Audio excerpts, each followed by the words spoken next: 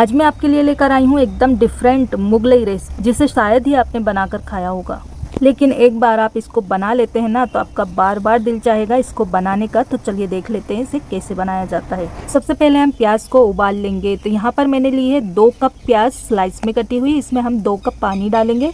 यहाँ पर मैंने 2 कप पानी डाल दिया है। साथ ही इसमें हम डालेंगे 10-12 हरी मिर्च। ये तेज़ वाली तीखी वाली हरी मिर्च है। आप अपने टेस्ट के हिसाब से मिर्च एडजस्ट कर सकते हैं, कम या ज़्यादा जैसा पसंद करते हैं। साथ में हम लेंगे आधा कटोरी काजू। काजू की जगह पर आप बादाम का भी इस्तेमाल कर सकते हैं। तो ये डाल करके अच्छे से मिक्स कीजिए और एक उबाल आने तक इंतज़ार कीजिए। तो इसे हम कवर करके पकाएंगे हाई फ्लेम पर, जिससे इसमें जल्दी से उबाल आ जाएगा। तो देखिए प्याज में एक उबाला आ गया है। अब इसे हमें 7 से 8 मिनट तक अच्छी तरह से पकाना है, जिससे प्याज जो है अच्छी तरह से गल जाएगी। और बहुत लोग कहते हैं कि प्याज को उबालने का मकसद क्या है। तो प्याज को उबालने से इसमें जो मिठास होती है ना प्याज में, वह ख़त्म हो जाती है। तो प्याज अच्छी तरह से पक गई है। गैस को बंद कर देंगे और प्याज को हम एक साइड पर रखकर ठंडा कर लेंगे। प्याज के अच्छी तरह से ठंडा होने के बाद इसे हम एक मिक्सी के जार में ट्रांसफ़र करेंगे और इसको पीसकर बारीक पेस्ट बना लेंगे।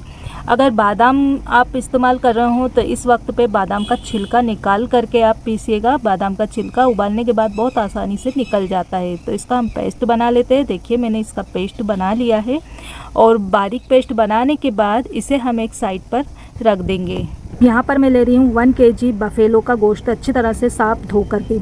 आप गोश्त चिकन या मटन में अपनी पसंद के हिसाब से ले सकते हैं। अगर आप चिकन के लिए मुझे कहेंगे तो इंशाल्लाह बहुत जल्द इसकी रेसिपी मैं अपलोड कर दूंगी। अब इसमें हम 1.5 टेबल स्पून अदरक लहसुन का पेस्ट डाल देंगे। हाफ कटोरी इसमें हम दही डाल देंगे। दही फ्रेश और ताज़ा लीजिएगा।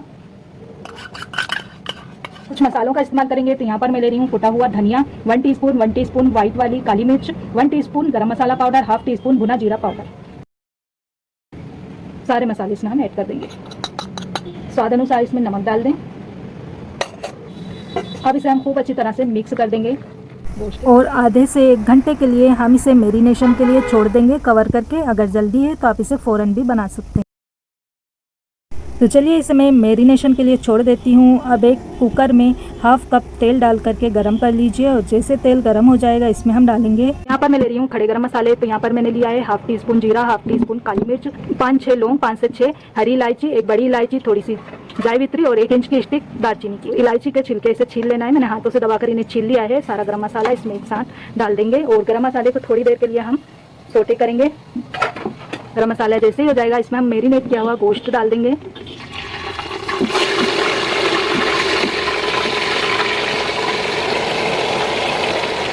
तो गोश्त को हमें मीडियम टू हाई फ्लेम पर भून लेना है 7 से 8 मिनट के लिए। तो मैंने 7-8 मिनट के लिए अच्छे से भून लिया है। आप देख पा रहे होंगे मैंने बहुत सारा पानी भी छोड़ दिया है।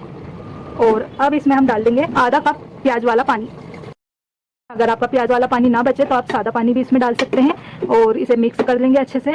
और अब हम लगा देंगे कुकर का ढक्कन।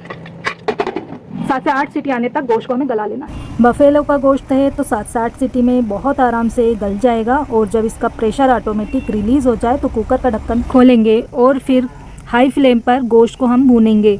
जितना भी एक्सेस पानी दिख रहा है ना, इसको हम अच्छे से ड्राई कर लेंगे। तो गोश्त हमारा अब अच्छी तरह से भुन गया है। अब जो हमने प्याज का, काजू का और हरी मिर्च का पेस्ट बनाकर रखा था ना, ये पेस्ट इसमें डाल देंगे। क्योंकि ये पेस्ट हमारा पका हुआ है तो इसमें कोई भी कच्चापन नहीं रह गया है। बेफिक्र होकर इसे आप डालेंगे। और अब इसे हम 3 से 4 मिनट के लिए धीमी आंच पर अच्छी तरह से भून लेंगे। या फिर इसे इतना भून लीजिए कि जो तेल है ना चटक कर हांडी में दोबारा से सरफेस पर ना जाए। तो यहाँ पर मैंने इसे प्याज के पेस्ट के साथ खूब अच्छे से भून लिया है और हमारा एकदम परफेक्ट मटन मुमताज़ बन करके तैयार हो गया है।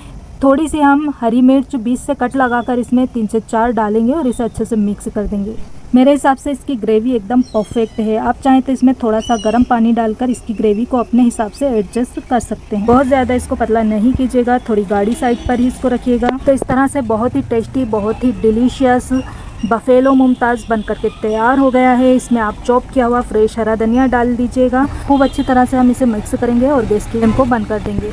बहुत ही टेस्टी हमारा बफेलो मुमताज़ बनकर तैयार हुआ है। बहुत ही अलग और डिफरेंट, बहुत ही टेस्टी हमारा बफेलो मुमताज़ बनकर तैयार हुआ है। बहुत ही अलग और डिफरेंट ग्रेवी है, बहुत ही माइल्ड मसालों से मिलकर बनता है और बहुत ज़्यादा टेस्टी बनता है। किसी भी दावत के मेन्यू में आप इसे शामिल कर सकते हैं। आपके जितने भी मेहमान हैं ना, वो खाकर इसे बस झूम ही उठेंगे, इतना टेस्टी बनता है। टेस्टी, डिफरेंट और डिलीशियस रेसिपी पसंद आई हो तो प्लीज़ वीडियो को लाइक, शेयर और सब्सक्राइब करना नहीं